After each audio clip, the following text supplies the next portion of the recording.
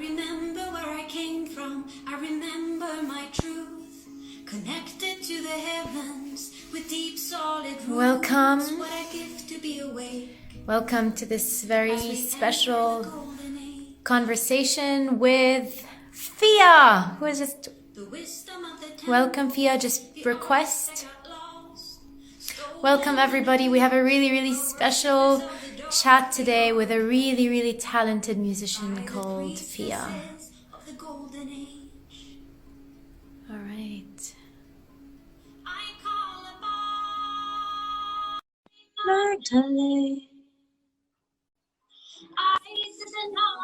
Yay! Welcome, beautiful being. Thank you. What an amazing honor and pleasure to have you here with us today, Fia. I'm so excited to meet you, to get to know you a bit better, to introduce you to the audience here in the Arab world. I think these women are so excited to just connect with such a magical being. Thank you so much. I was really happy when you reached out, and I'm glad that we could find the time for this conversation. Amazing. To be honest, I was surprised when you responded. I was like, cool, let's go with it. I'm so happy. Sometimes these synchronicities happen. And just to introduce everyone to the audience, guys, ladies, women, amazing, magical woman, Fia is a musician from Sweden. Her music touches hearts. And I read your slogan or motto, or whatever you want to call it, music that awakens consciousness. And I was just like, bam. I've been listening to your music for a while, maybe 3-4 years. And I remember during a specific phase where I was right in that threshold, you know, between ordinary life and magic, and making those decisions, quitting my job and all this stuff. And there was one video you made that was featured on a program I was thinking about doing, and I was listening to it on repeat. And it was all about like embracing magic and embracing love and stepping into this new dimension, it felt. And literally, I felt you were calling me into a new dimension. And so I'm really grateful that you could join us today with this magical dimension. Before starting into the depths, I wanted to ask you, Fia, if you don't mind, about your own story and how you got to be a musician who creates conscious music. Because obviously, like with any creator or artist, first we live life, right? And then we bring that stuff into the art and the music and whatsoever. So I want to ask you, what's your story? What brought you to that threshold of creating music to help awaken consciousness for humanity? Yeah. So for me, I've been writing music since I was about 10 years old. So it's always been my primary tool of self-expression and how I process my own emotions and everything that I go through.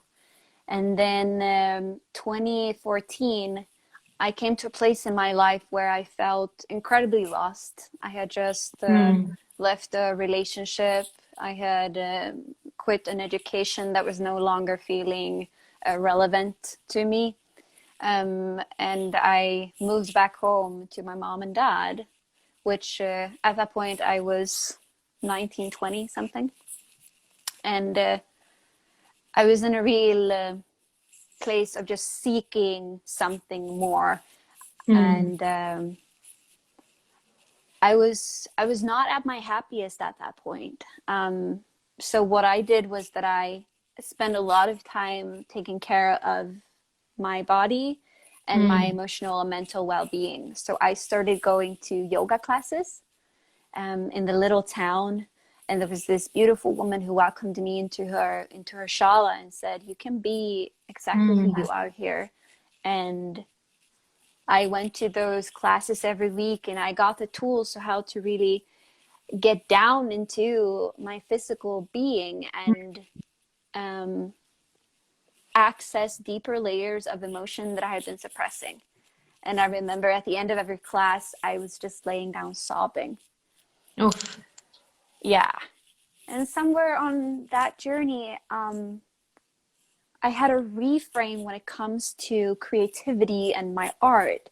And that was when I read a book called The Power of Now, which is written by Eckhart Tolle, which explores all about the concept of presence and realizing that I am an eternal soul who is inhabiting this limited body.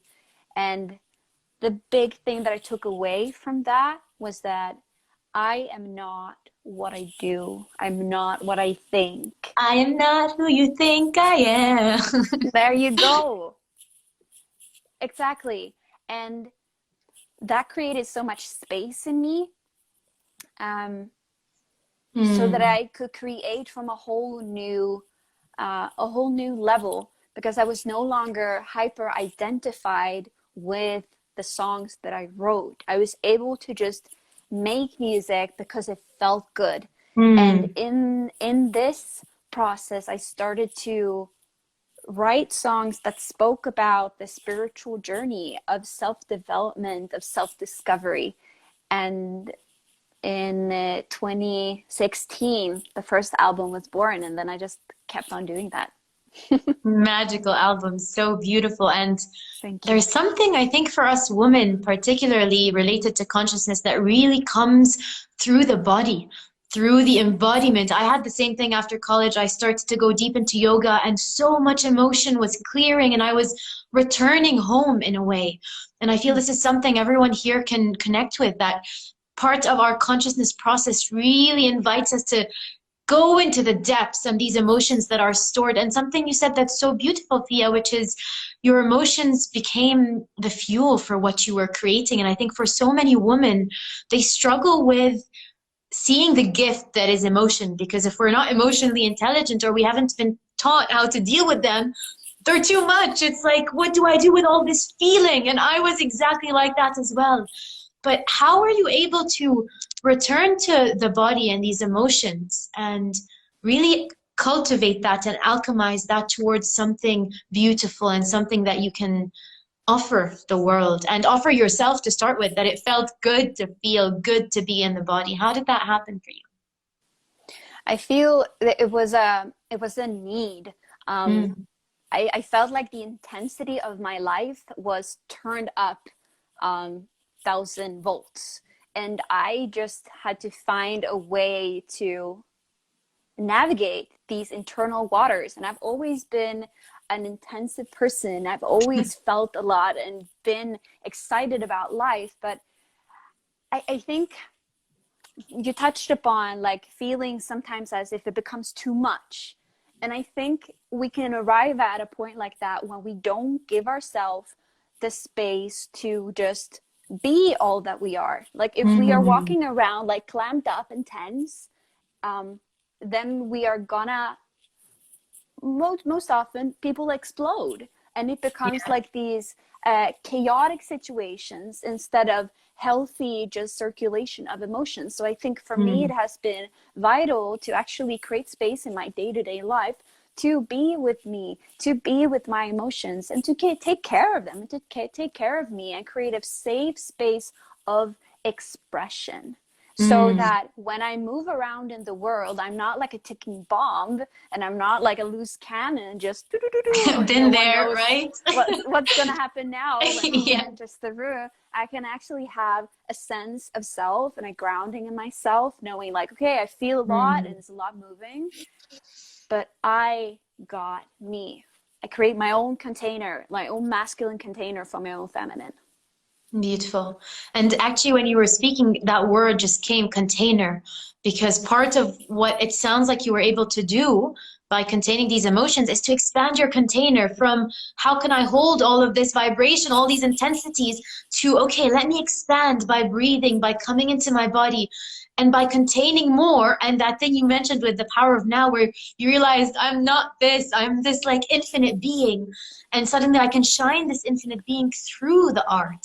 So I want to ask you, Fia, if you don't mind, I know you don't mind, I don't know why, but how did expression help you get to the next level of your journey of awakening? How did expressing and creating music literally allow you to step into something new, something bigger? I think I realized that creativity goes hand in hand with divinity. Like our creative self is very closely linked to our divine self, like all the art forms. And when we enter into that I see it as entering into an altered state of consciousness, because we're switching on different parts of our brain, and we're able to receive intuitive wisdom and guidance. And when we allow this to move us, and we allow this to inspire us, then we create so much beauty in whatever way that looks. That can be you raising a family, that can be you growing a garden, or in my case, making music. Wow, that's so beautiful. Like that connection between creativity and divinity. I feel I've always felt it, but the way you said it was so beautiful. And I feel particularly recently, I was at your concert with my husband. We were in quarantine. And there was one, I think it's a new song, the one where you call in Mary Magdalene and Isis. And I felt such a deep, deep channeling happening. And that channeling of the divine feminine, the connection and really bringing in the divine feminine through the music. How did that happen for you? And what do you feel they want to say through you? What is coming through right now for you in terms of channeling the divine feminine? If you would, use that language. That's just what I felt when I was listening. Yeah.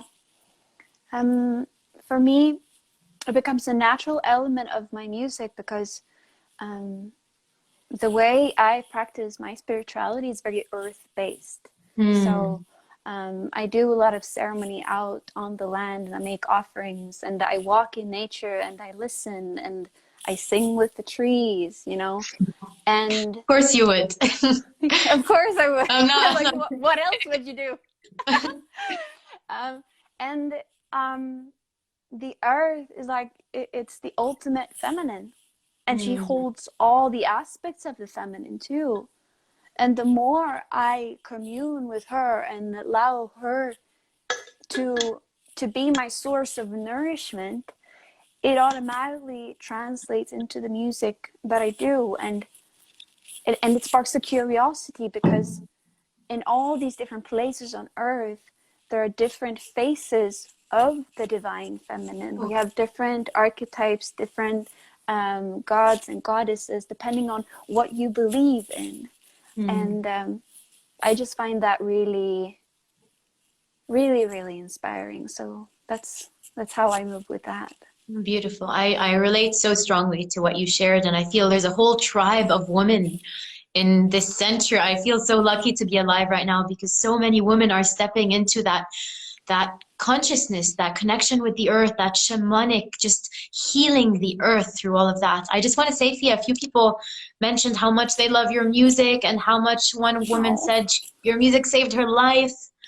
And apparently people love my earrings. Thank you so much, guys. I think I got it in a market somewhere traveling, but something about this power of music, right, that everyone's feeling, and that you've been able to evoke in so many receiving souls. And there's that conversation, right, with music for you to be able to offer.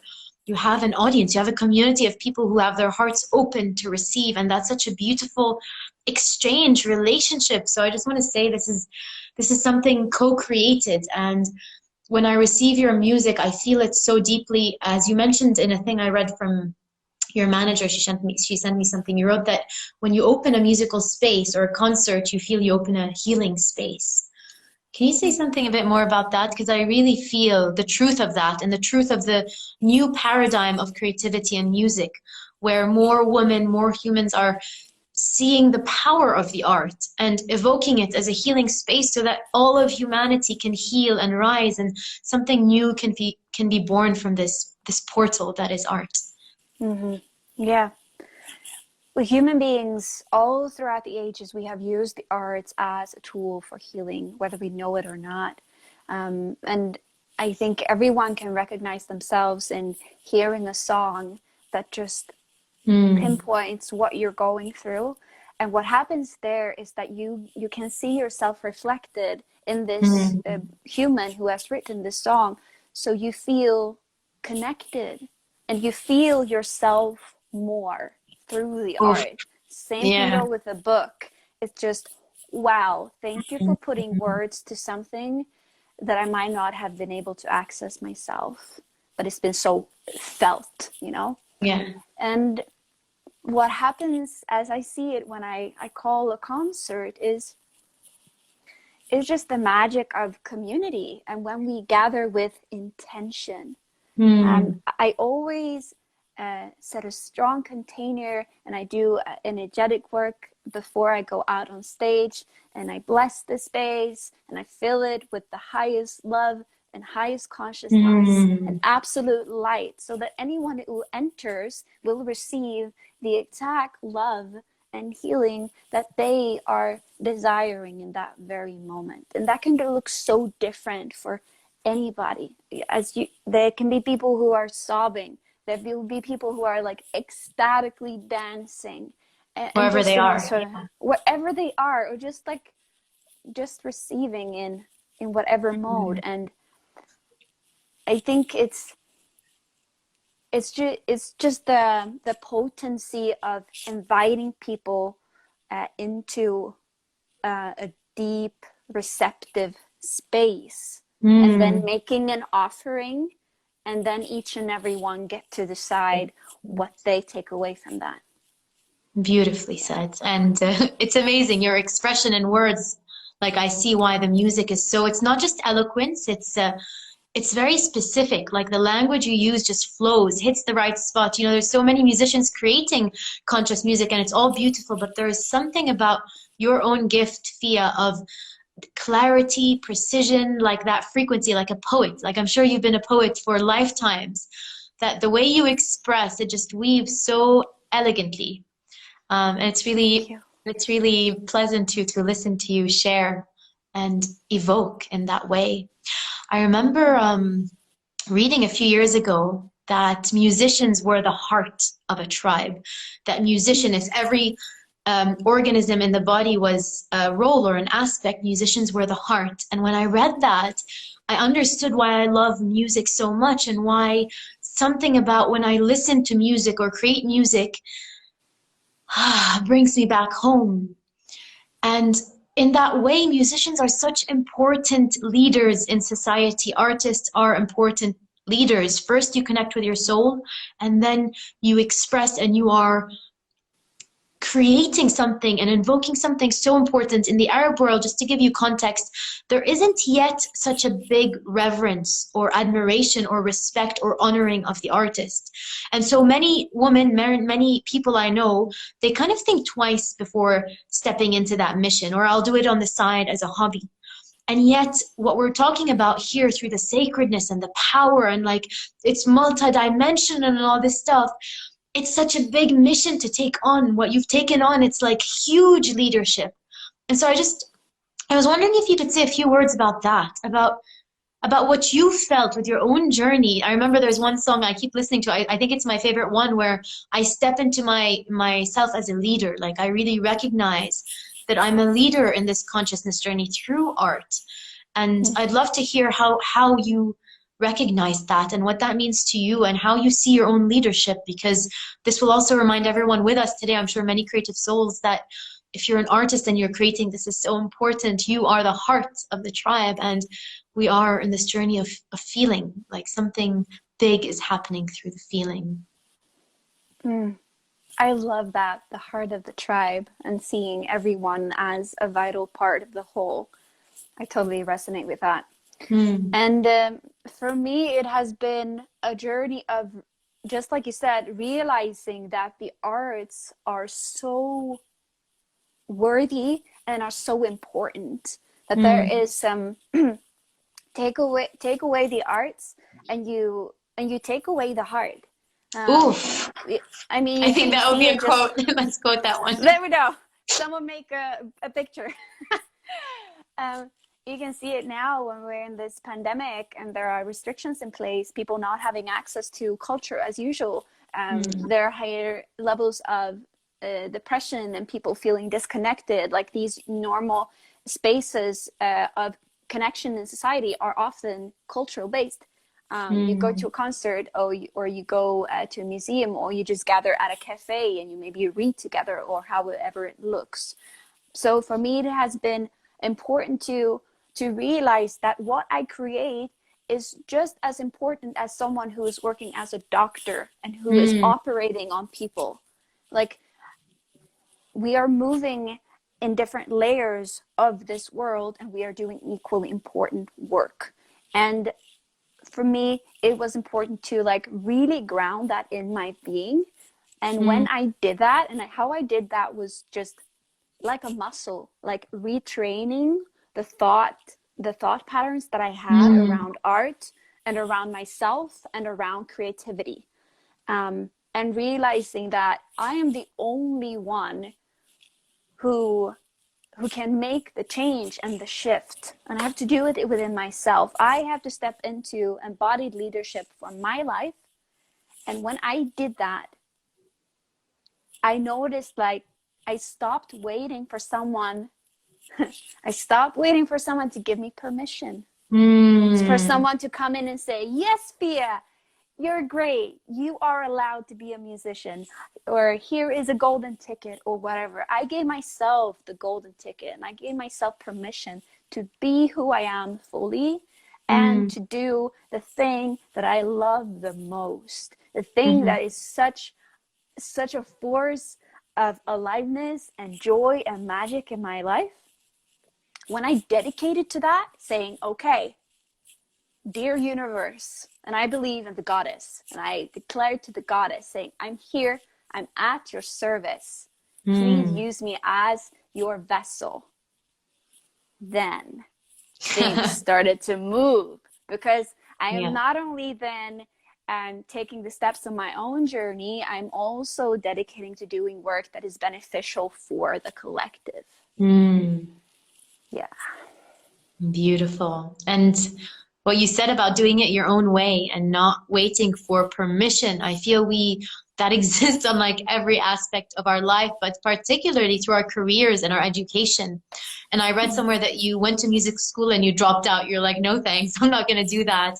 And so literally it's like an invitation. Every place you think that's your permission to become a musician, or that's your permission to become an artist, I need to have a gallery exhibition, whatever the excuse is, what you did, you just said, you know what, I'm going to do it my own way. And what you created was that's why what you create, I feel, is so unique. It's so you. It's like you decided, I'm not going to listen to what the system tells me are the thresholds to being a musician. I'm going to create conscious music. I'm not going to wait for anyone. And that is so remarkable, Fia, because I feel like probably 0.0001% of souls on this planet have that immense amount of courage to do it, because you don't know where it's going to take you. The system is like, it's secure. I know where it will take me. And when you go your own way and you just trust and you connect you with the divine, you with higher force, then you become the portal, you become the priestess. And there's such a strong sense of your offering as a priestess. And I honor you for that, because I really see you on that level. Thank you. I read Would you like to say something about that role, that priestess in you? What does...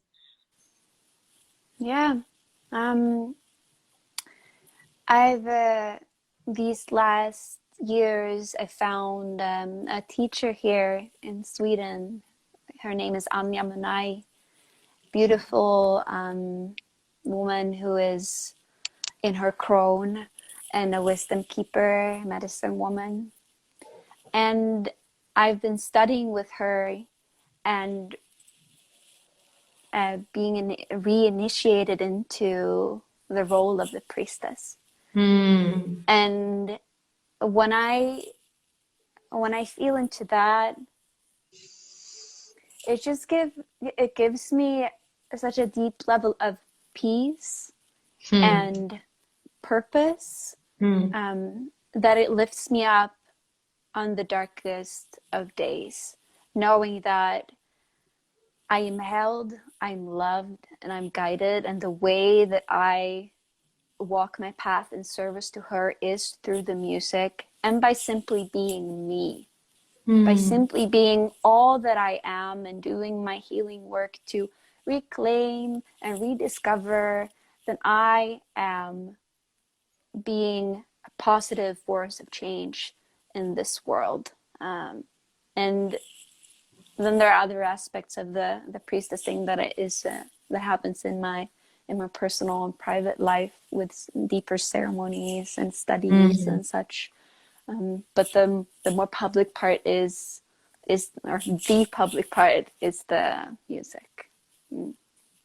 Beautiful. Thank you for being a vessel. Everyone here today and all the millions and thousands of people who listen to you, I'm sure they, it's like when we step into that, we don't just do it for ourselves, but so that so many, I was going to say women because that's who I work with, but so many souls can awaken through that. Yeah. And you mentioned the dark, the shadow, the places in ourselves that we don't necessarily want to face, or the parts of that journey of coming into your authenticity and your voice and your expression, perhaps that were more challenging, and the parts that most people are afraid to go into because of that. So I was wondering if you can share, Fia, what challenges, maybe the top challenge or two that you faced to get to where you are, to really be at the point of creating your own music, creating your albums, also an entrepreneurial spirit where there's stuff available also if people want more on your website. And by the way, guys, we have a special deal at the end that Fia wanted to share with you if you would like to learn more and receive more from her beautiful gifts, but to upgrade to that level where what you're doing is also serving you. So I wanted to ask you just what challenges you faced and how did you break through them? Yeah.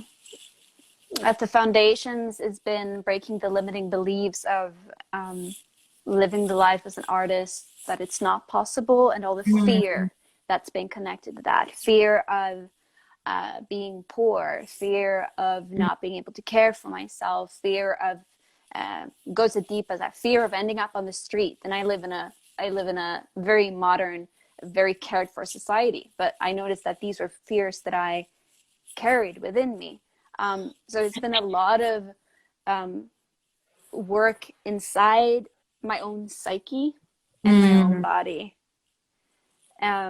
around those parts. And then the magical aspect of writing this kind of music and being open about priestessing and dedicating to the goddess. I mean, this is language that can be highly triggering.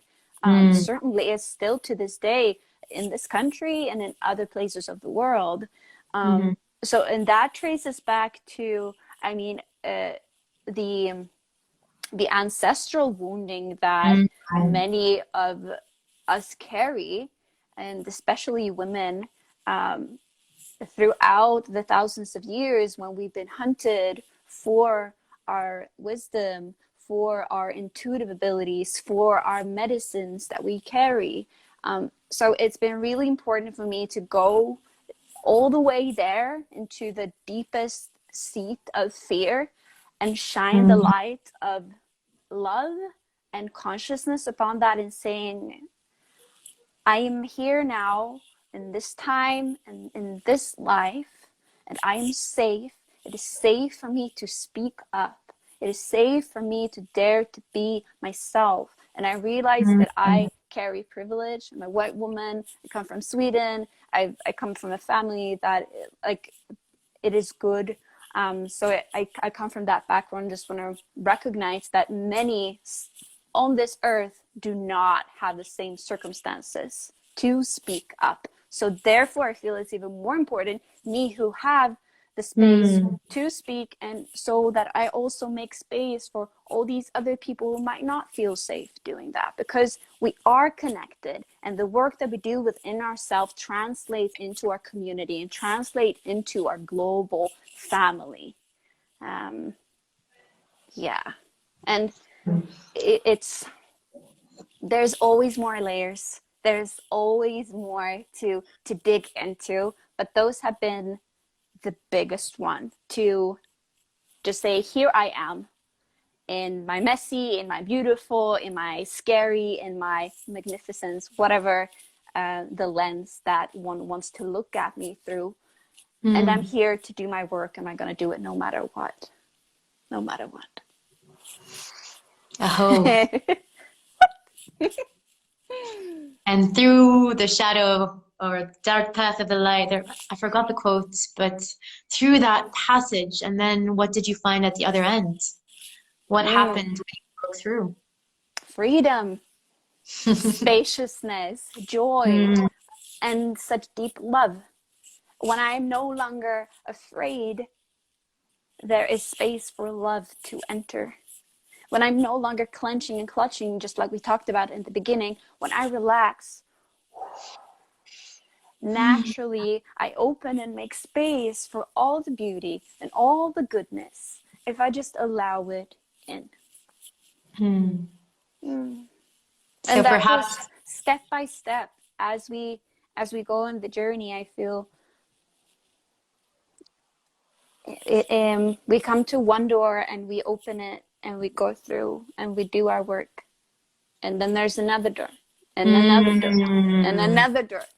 It never ends, but I feel like in my life it gets easier to navigate because I trust myself more. I trust that I can do it because I survived all the other things up until now. So why wouldn't I be able to face the thing I'm standing in front of now?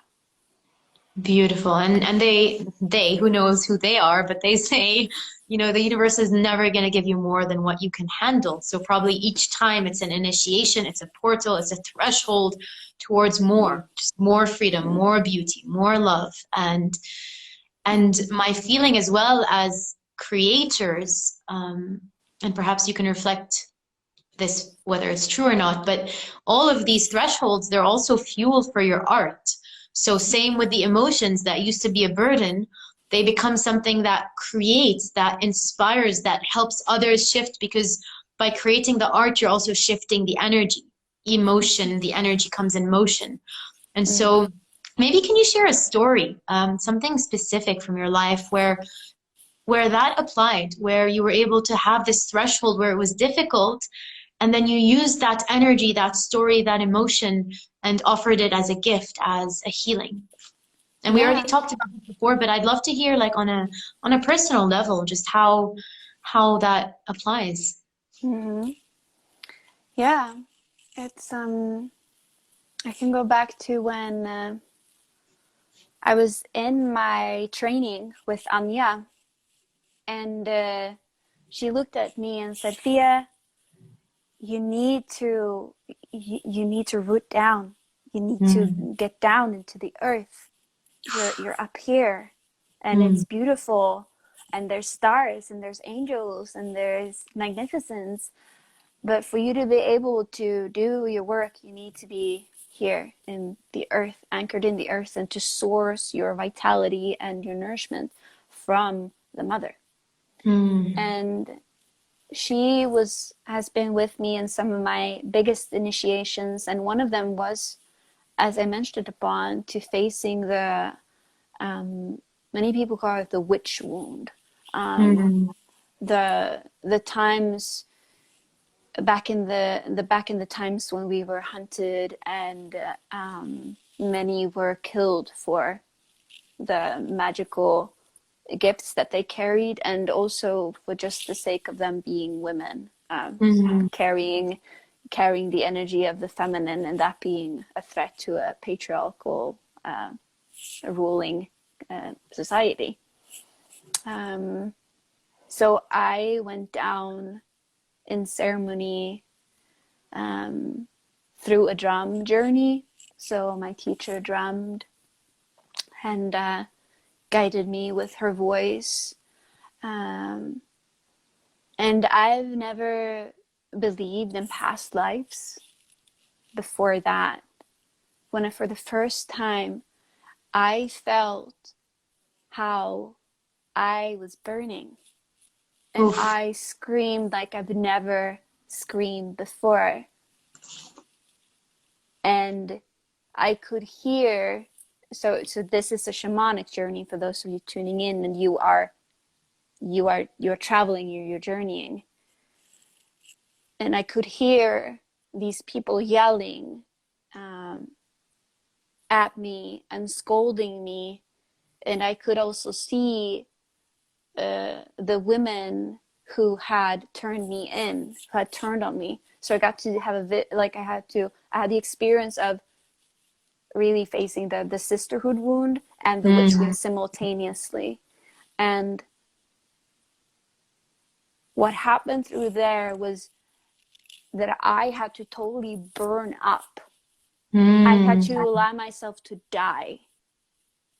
And on the other side was new life. On the other side was me reclaiming my power and my essence by moving through that absolute fear and cleansing out that pain that had been stored somewhere in my DNA.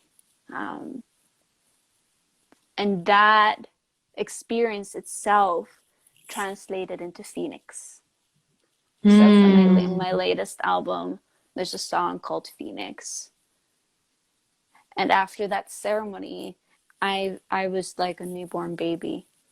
And I felt as if I had no skin. I felt as if everything was so bright, and I was completely, it felt like I was still in a void space, like I'm still in the dark and and allowing a new sense of self to be born from that space. So I had the ability and the possibility to eradicate one of the deepest thorns that were like nestled in and like blessed with the healing of my own consciousness and love. And I think from that point, it was just a pivotal moment of me really going full force in. I'm like, okay, there's no turning back. Beautiful. I love the phoenix, and that image was so strong. Thank you so much for sharing that story. And fire has been coming up lately just in my mirrors, and I think it was Blue, and she's with us here. I was watching your interview, Blue. I loved it with, not the interview, the podcast with the shaman woman.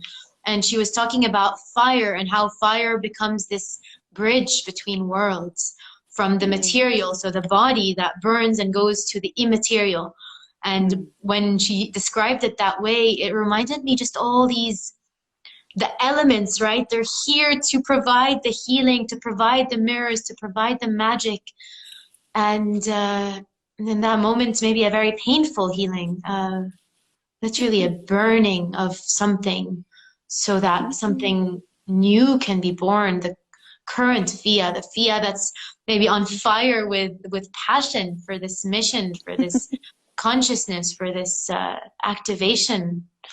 And I guess that's the beauty of it, like just embracing also the difficult parts, and then something new and powerful and bold comes through. So beautiful. Yeah. Yeah. I'm getting a bit of like chills from the story. Like, I think I just need to absorb it first, and then Yeah. I want to ask you, Fia, on a lighter note, perhaps. Yeah. I really love the titles of your albums. I feel they remind me of my days in poetry. I got really into poetry at some point, and just writing words and writing titles, it became like this. And I have like Legacy of Light, Waterfall of Wisdom, your album titles. And I wanted to ask you about your process with that. Like, the title is just a title, but it's also not just a title. It's like the packaging, the invitation. And I want to ask you about your process with your titles. Yeah. So how it looks for me is that I write a bunch of songs, and then there is one song that really sticks out, and that kind of like becomes the theme song for my own process around that particular album. And usually that one ends up being the title track. So for the first one, Made of Stars, that is from the song Yes and More Please. And it really, I thought it just, it captured like the first baby steps on my own journey, you know, and all the different themes that are quite universal that I hear many other people go through as well. And I just felt that it felt ethereal, and it felt beautiful. And moving on to Legacy of Light, I felt as if I had somewhere gained a deeper awareness about myself and why I'm here and what I'm doing and what it is that I'm creating. And I wrote Legacy of Light, and I'm like, there it is. There's the album title. I'm like, of course it's going to be Legacy of Light. Such an epic title. And it's really, it just pinpointed what it is that I aspire to do while I'm here. So the third one is Waterfall of Wisdom. And now I get another association. You can almost see like the maiden mother crone archetype too here too, because Waterfall of Wisdom really is the crown jewel. And I wrote Waterfall of Wisdom when I had a visit to Bali, and I went to this actual waterfall, and a beautiful friend of mine who is the guardian of that waterfall, she takes care of that place and nurtures it. And when I went there, it was one of those really profound transmissions of earth and of water, the water element. And I knew when I had written Waterfall Wisdom, I knew that was the end of a trilogy that I had unknowingly been writing. So these three albums, they go together hand in hand, and they tell a story. They tell my own story, and naturally, because we are humans, we are so much more alike than we are not alike. It also reflects like in broad big strokes in general, like the arc of a spiritual journey. Yeah, I feel when you were talking, it sounds like the creative process itself is like a quest. Like you're on a quest, you're putting the pieces together, you have those aha moments where this song is like the peak of the mountain in this album, and then you like wrap it all up together. And that sounds so fun, to be honest. That sounds super fun. And it sounds like, you know, that's part of the process, the creative process that actually is super, not necessarily light, because I'm sure it has its challenges, but that, I don't know, it just sounds super juicy and fun and like creative. Oh yeah, it is. I have the best job. Best job in the world, doing what I love, creating music, creating magic, creating art. And I feel I'm so passionate about like really awakening more of this culture of really honoring the sacred art, the sacred musicianship, this, you know, like we're 9 billion people on this planet. There is a lot of music to be written. There are a lot of quests and albums to be drawn out of the earth and the skies and the heavens. And it's just that maybe turning point where, like you were sharing from your story, from going with that place where you doubt yourself to, I'm just going to trust, I'm just going to create my own story. I'm just going to not do what the system or I've been conditioned to believe to do and act and behave, and just, you know, take back the line, take back the power. And I want to really invite anybody watching this today, and anybody who listens to Fia's music, and anybody who follows Awakened Woman channel, to really seize that moment where maybe that moment is today. Maybe today is the moment you decide, that's it, I'm going to start writing my songs. And Fia, I want to ask you, what advice would you offer someone who's on that threshold? Like they love music, they love art, but they're still not fully confident that this art can be their life. This art can be why their soul came here on this planet. They're not yet fully ready to step into it. What advice, what guidance could you offer those women in the audience? I would say then keep it simple.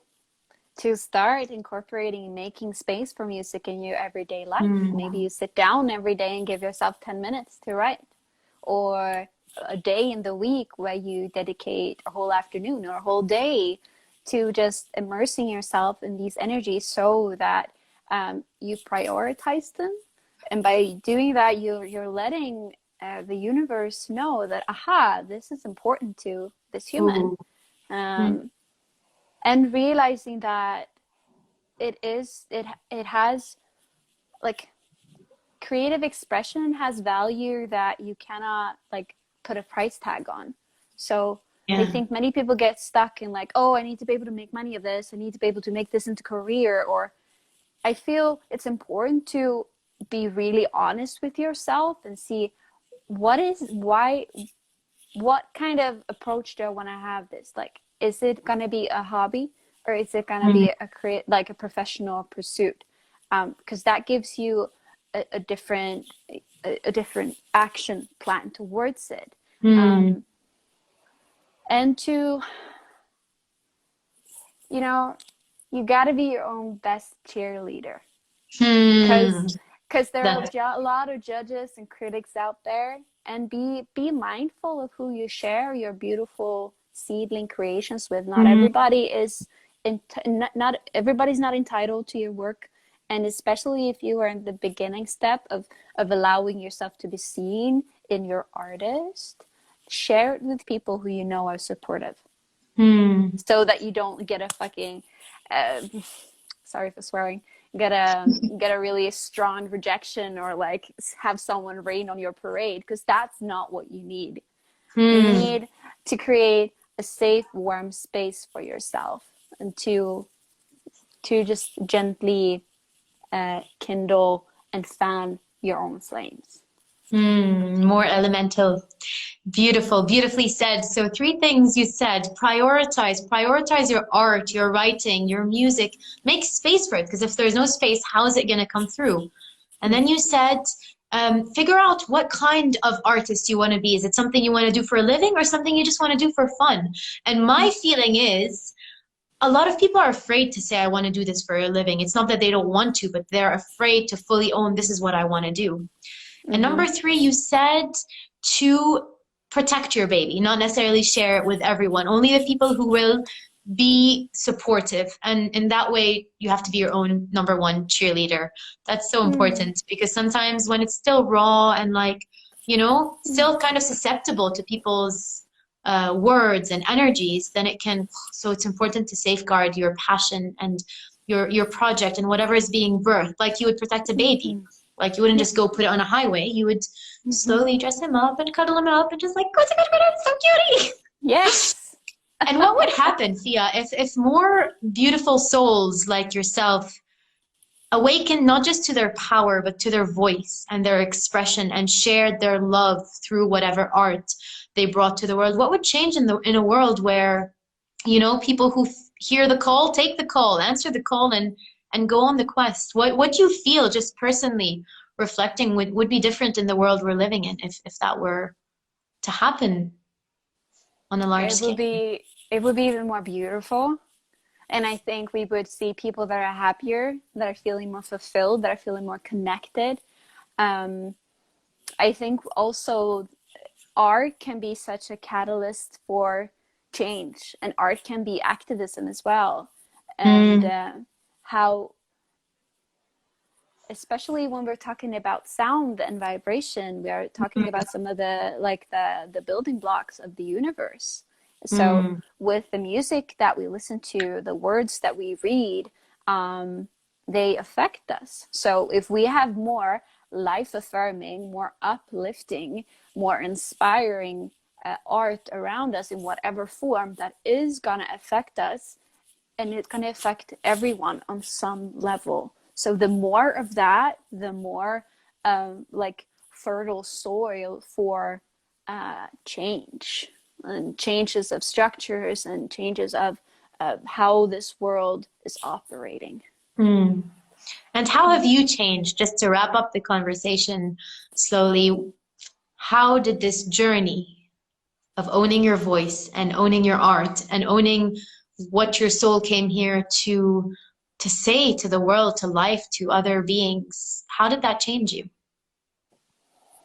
It made me into a kinder person. It made me into a softer person.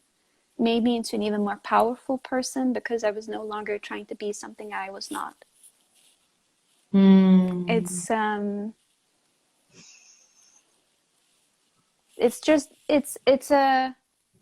simple to say and can be hard to put into practice, but being ourselves, our true selves, is one of the most powerful revolutionary acts you could ever partake in. Because in a world that is really that is full of noise and opinions, being able to hear your own heart and the voice of your soul and letting that guide you, that is powerful, and it is it's just that one of the biggest things that we can do to create change in this world is coming home to ourselves first. Beautiful. And it's so funny when you said that. My husband is watching, and he, like, there's the applause because he has a movement called Be You. Like, that's his whole thing in life. He's like, yes, yes, that's Beautiful. beautiful. I just want to see if people have any questions. If anybody has any questions they'd like to ask Fia about all the things we talked about, please keep it relevant to what we've been talking about. We would love to bring them up. And maybe in the meantime, I'm just going to play the song I was playing that was yours, if you don't mind. Absolutely. What's your favorite song you've written? Actually, I have a question. Oh, my husband would like to ask something. Oh, there we go. Hello, Fia. I'm actually a big fan of your music. Hello. Nice to meet you. Actually, I'm gonna take the advantage of that interview, and I'm gonna ask you something really direct, because as you said, I'm doing a movement called in Arabic, the message of being you. So what was your biggest realization about the deepest psychological limitation the human has to go and to heal around in order to really unlock authenticity as a grounded thing, not just as a concept? I think it's this concept of that there is a certain way that you need to speak and act and be, like the societal norms, like how you live your life. That there is a narrative that is fed us from an early age. I think it is important that one of the biggest thing is to actually go into yourself and see, is this true for me?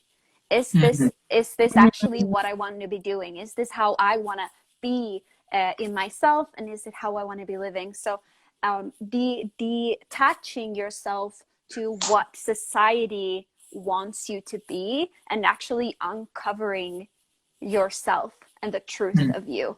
And that sometimes takes going against the grain and doing the things that feel strange or weird, but actually it will help you to just come back home to yourself. I love that. I love that. Awesome. Yeah. Did you feel I feel satisfied. I feel satisfied. new ideas for videos? That's the book. It's called Be You, huh? Yeah, this book recently came out called Be You. Somebody was asking Fia, how do you let yourself perform without judgment from others? Like, how can you get up on a stage or write a new song or create and really be fearless about what people are going to say or think, or reviews or critics? Yeah. I think I've come to terms with, like, there's always gonna be people who like what I do and the people who dislike. Like, some people love tea, or some people hate tea. Some people love coffee and hate coffee. It's just a matter of taste in things, and that it doesn't actually have anything to do with me or the art that I'm making. It just is not a match. Like, okay, that is not what you vibe with, and that's totally fine. The big thing there, knowing that their opinion of what I do or about me is not necessarily true.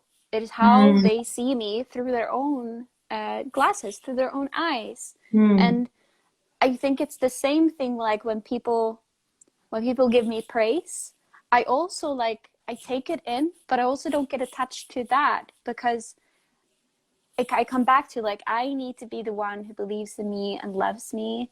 And I know that if I put myself on the stage, in the arena, in the visible eye, I am up for all kinds of things. But